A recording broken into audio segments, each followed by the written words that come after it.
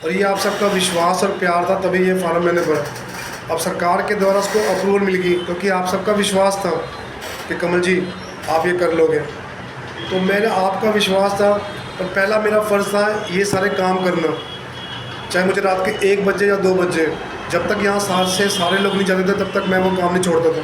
क्योंकि मैं चाहता था कि ज़्यादा से ज़्यादा मात्रा में काम होने चाहिए, क्योंकि मैं काम के लिए बैठा हूँ यहाँ पर। गप्पे मारना या फिर वो होना ना होना वो अलग चीज़ थी। तो जितनी मैंने कोशिश कर सकता था मैंने करी। अब जितना मैं प्रचार कर सकता था मैंने करा। आप लोगों ने इतना मेरा प्रचार कर दिया। अब मैं 10 घरों में जाता हूँ तो वहाँ कहते कमल जी आपका तो पैम्पलेट कोई हमें दे गया। तो आप लोगों ने इतना प्यार दिया, विश्वास दिया, तो मैं तो जीत चुका हूँ। क्योंकि देखो, जीतना हारना जीवन का एक आधार है। धूप और छाँव ये दोनों चलती रहती हैं, पर आपने मुझे तो धूप से छाँव में लिया है। तो आप सबका प्यार ही है, तभी मैं यहाँ पर 4 साल के आसपास हो गया तो मैं यहाँ काम कर रहा हूँ। तो मैं चाहता हूँ कि आगे भी आप लोगों की भागदौड़ी जो मेरे हाथ में रहे, मैं काम करूँ, क्योंकि मैं ऑपरेटर हूँ।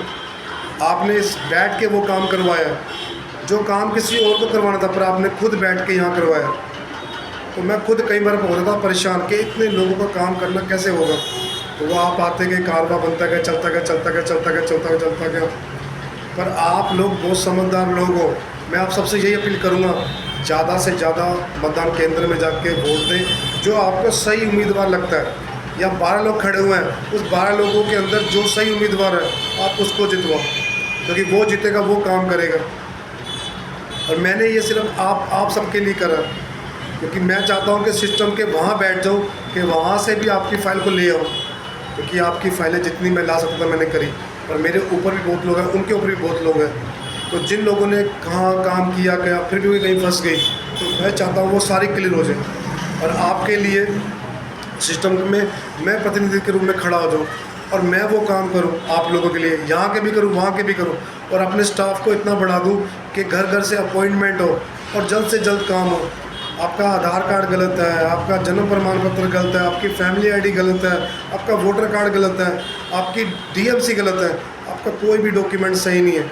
और मैं चाहता हूँ कि आपके सारे डॉक्यूमेंट सही हो। अगर आपके सारे डॉक्यूमेंट सही होंगे और सही जानकारी होगी तो आपका कोई भी काम गलत नहीं होगा। और ये भारत देश के हर नागरिक का कर्तव्य है कि सही जानकारी दे और सही काम हो।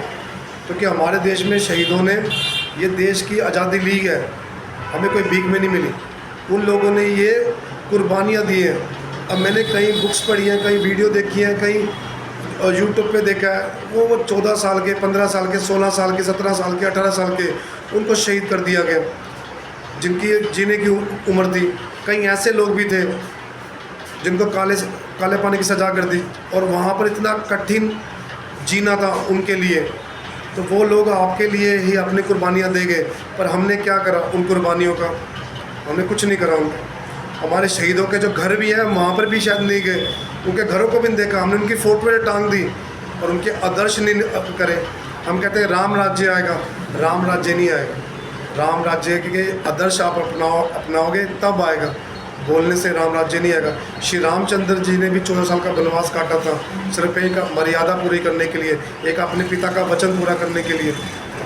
तो जब वो श्री रामचंद्र जी कर सकते हैं, जो एक राजा है, उन्होंने भी एक आदर्श को निभाया और वो सच्चाई के लिए लड़े, तो सच्चाई के लिए लड़ना ही पड़ता है और उसके लिए चलना भी पड़ता है। सिस्टम तो ख़राब कभी भी नहीं होता, हम लोग उसे ख़राब कर देते हैं। तो अगर हम लोग सही हो जाएंगे तो सब सही हो जाएगा।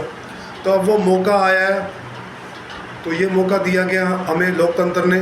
तो हम चाहते हैं कि ज़्यादा से ज़्यादा लोग मतदान करें, और मैं आपके साथ खड़ा हूँ, आप मेरे साथ खड़े हो, तो डरने की कोई ज़रूरत नहीं है। ये तो छोटी मोटी जीत है, इससे बड़ी बड़ी जीतें हमें मिलेगी, और हम वो चीज़ करके दिखा देंगे जो लोग सोच भी नहीं सकते। जय हिंद।